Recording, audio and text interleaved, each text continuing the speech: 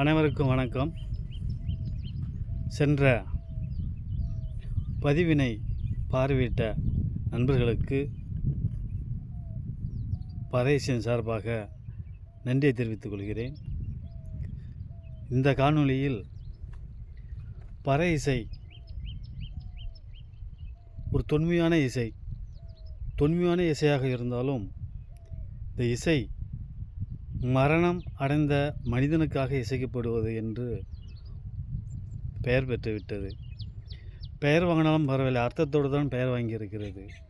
மரணம் அடைந்த மனிதன் கடைசி நொடியிலாவது உயிர் முடிச்சு இருக்கிறதா என்பதை அறிவதற்காக வீட்டிலிருந்து மயானம் வரை இசையின் மூலமாக அவனுடைய உயிர் முடிச்சு எங்கேதும் உறைந்து கிடக்கிறதா என்று எழுப்பவே இறந்த வீட்டிலிருந்து மயானம் வரை அடிக்கப்பட்டது. இது ஒரு மரணத்தில் இருக்கிறானா, மறு உயிர் வருமா என்பதை சோதிக்கும் மருத்துவ கருவியாக இந்த பறை பயன்பட்டிருக்கிறது என்பதை இதன் மூலம் தெரிவித்துக் கொள்கிறேன்.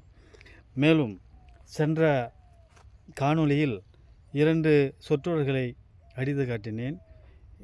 இந்த காணொளியில் ஒரு 3 சொற்றொடர்களை அடித்து கோர்வையாக எப்படி அடிப்பதென்று என்னுடைய வாசகர்களுக்கு நான் சொல்ல கடமைப்பட்டிருக்கிறேன். இப்பொழுது முதற்கட்டமாக பறை அடிக்க நினைக்கும் போது அதனுடைய தோற்றம், அதனுடைய எண்ணம் ஃபுல்லாக மூளையை சுற்றி எங்கே கொண்டு வேண்டும். இப்பொழுது நீங்கள் அடிக்க கற்றுக்கொண்ட ஒவ்வொரு அடியும் திரும்ப திரும்ப அடிக்கும் போது புது ரிதமும் ராகமும் உங்களை தேடி வரும். இப்பொழுது 3 பீட்டாக அடித்து காட்டுகிறேன். தக்குக்கு தக்குக்கு தக்குக்கு தக்கு தக்குக்கு தக்குக்கு தக்குக்கு தக்கு தக்கு குத்தா தக்கு குத்தா தக்கு குத்தா தக்கு குத்தக்கு குத்தக்கு குத்தா தக்கு குத்தக்கு குத்தக்கு குத்தா. இப்போ முதல்ல இருந்து எடுத்துக்கிறேன். தக்குக்கு தக்குக்கு தக்குக்கு தக்கு தக்குக்கு தக்குக்கு தக்குக்கு தக்கு தக்கு குத்தா தக்கு குத்தா தக்கு குத்தக்கு குத்தக்கு குத்தா. இந்த 3 பீட்டை இப்போ அடித்து கிடைக்கிறேன்.